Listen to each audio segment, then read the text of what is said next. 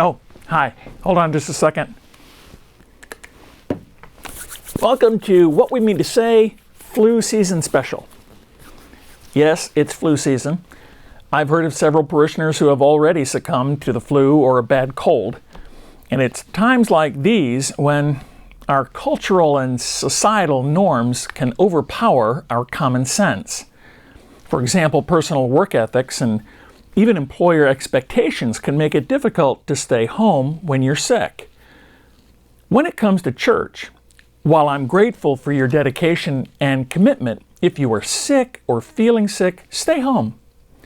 If you're scheduled to serve in some capacity on Sunday, try to find someone to fill in for you, but if you can't, send Carolyn or me a text so we can know, and in any event, stay home.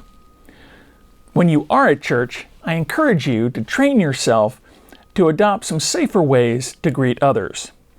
For example, don't be this person.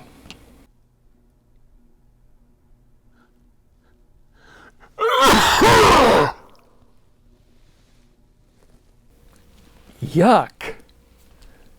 Instead, cough or sneeze into the bend in your elbow, like this.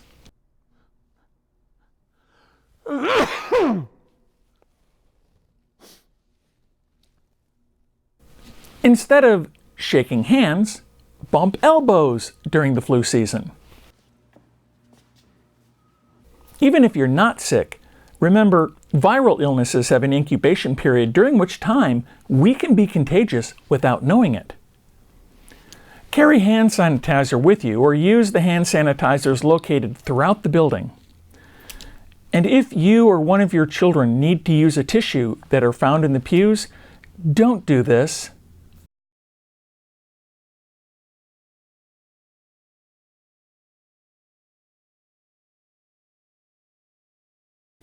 Really yucky. Oh.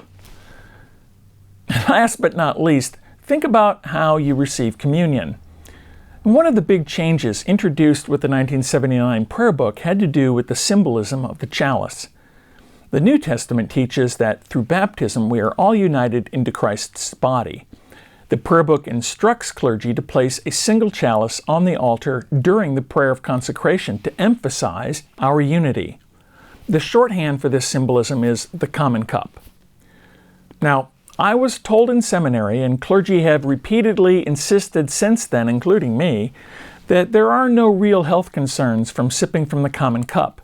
The thing is, there really isn't any science to back up that claim, and while no studies have been done that I know of, it is in fact true that the alcohol content in wine is not high enough to be antiseptic.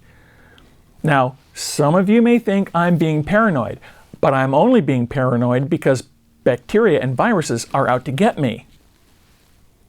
When receiving communion, intinction is one way to receive in both kinds. However, it must be done correctly. The proper way to intinct is to dip only the outer edge of the bread into the wine.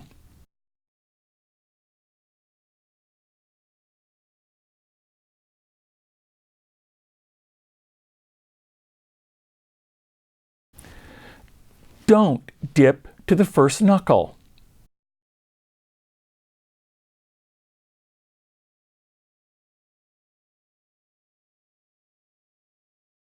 And don't swish the bread around like you're eating fondue.